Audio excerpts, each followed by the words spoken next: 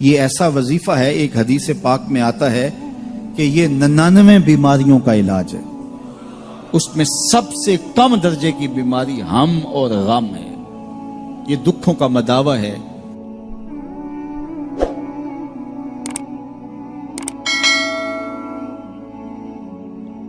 ارشاد فرمایا جو اللہ سے ڈرے اللہ اس کے لیے راستے کھول دیتا ہے، اور اللہ اس کو وہاں سے دیتا ہے جہاں سے اسے گمان بھی نہیں ہوتا۔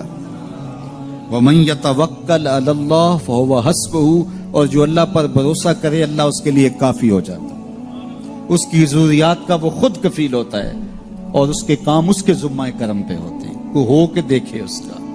تو جو اللہ سے ڈرے اللہ اس کے لیے راستے بناتا ہے۔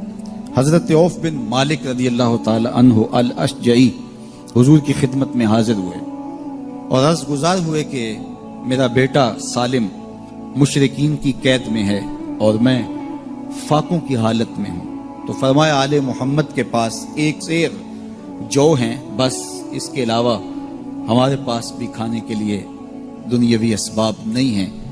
کہا صبر کرو اور اللہ سے ڈرو، اور لا حول ولا قوت الا باللہ کثرت کے ساتھ پڑھو۔ یہ ایسا وظیفہ ہے، ایک حدیث پاک میں آتا ہے کہ یہ 99 بیماریوں کا علاج ہے، اس میں سب سے کم درجے کی بیماری ہم اور غم ہے، یہ دکھوں کا مداوع ہے، مشکلات کا علاج ہے، اور یہ وظیفہ میرے حضور نے بتایا۔ حضرت ابو ذر غفاری رضی اللہ تعالیٰ عنہ کو حضور نے 5 چیزیں بتائی تھی، ان میں سے 5ویں چیز یہ تھی کہ ابو ذر کثرت کے ساتھ لا حول ولا قوت الا باللہ پڑھا کرو۔ فرمایا عرش الہی کے نیچے ایک خاص خزانہ ہے، یہ وظیفہ وہاں سے آیا ہے، یہ زندگی میں معمول بنا لو، جب پھنس جاؤ مشکلات میں آ جاؤ تو لا حول ولا قوت الا باللہ پڑھو، اللہ راستے کھولے گا۔ تو حضور نے 3 چیزیں فرمائی، اللہ سے ڈرو، صبر کرو، اور کثرت کے ساتھ لا حول ولا قوت الا باللہ پڑھو۔ وہ فرماتے ہیں کہ میں یہ عمل شروع کیا، ابھی گھر میں بیٹھا ہی تھا کہ دروازے پہ دستک ہوئی، تو میں اٹھا کہ دروازہ کھولوں دیکھوں کہ کون ہے، تو دروازہ کھولا، دیکھا میرا بیٹا کھڑا ہے اور اس کے پیچھے 100 اونٹ کھڑے ہیں۔ تو میں نے کہا کہ تم اور یہ اونٹ؟ کہا مجھے موقع لگ گیا، میں ان کی قید سے بھاگ آیا اور آتے آتے ان کے 100 اونٹ بھی ہانک لایا ہوں۔ وَيَرْزُقْهُ مِنْ حَيْثُ لَا يَحْتَسِبُ، وہ تمہیں وہاں سے رزق دے گا جہاں سے تمہیں گمان بھی نہیں، اس کے ہو کے تو دیکھو۔ اللہ اکبر، اللہ کے ہو جاؤ تو پھر وہ تمہاری ضرورتوں کا کفیل ہو جائے گا۔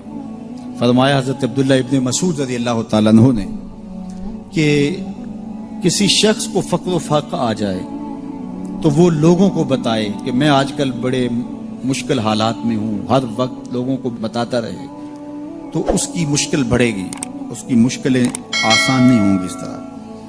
اور اگر وہ اپنی اس مشکل کو کسی سے شیئر نہ کرے بلکہ مصلی بچھا کے اپنے رب سے کہے کہ مالک فقر و فاقہ آ گیا ہے اور اس کا علاج تیرے پاس ہے، اس مرض کا مداوع تیرے پاس ہے۔ تو حضرت عبداللہ ابن مسعود فرماتے ہیں کہ رسول کریم نے فرمایا جلد یا بدیر اللہ اس کو مالا مال فرما دے گا۔ یہ بھی کبھی کر کے دیکھو، مشکل آ جائے، فاقہ آ جائے، مصیبت آ جائے، کسی سے نہ کہو، صرف اپنے رب سے کہو، پھر دیکھنا اس کی کرم نوازیوں کا می کیسے برستا ہے۔ فرمایا اللہ پر بھروسہ کرنے کا جو حق ہے اگر وہ تم ادا کر دو، وہ تمہیں ایسے رزق عطا کرے جیسے پرندوں کو عطا کرتے۔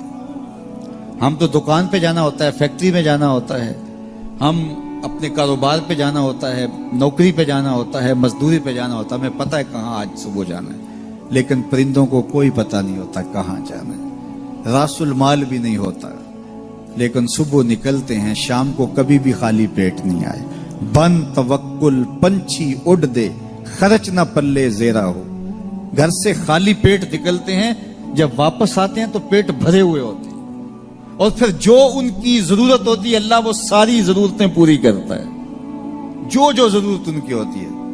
یہ شیر کتنا گوشت کھاتا ہے اللہ روز اسے دیتا ہے، یہ ہنس روزانہ سچے موتی کھاتے ہیں، اور آپ مارکیٹ میں لینے جائیں لاکھوں روپے لگا کے تولے ماشے کے حساب سے آپ خریدتے ہیں، پھر بھی آپ کو यकीन नहीं होता कि ये सुच्चे हैं या 2 नंबर हैं। और हंस दुनिया पे करोड़ों जानवर पाए जाते हैं, रोज खाते हैं, सुबह भी, शाम भी, दोपहर भी, पेट भर के खाते हैं, अल्लाह रोज उन्हें अता कर।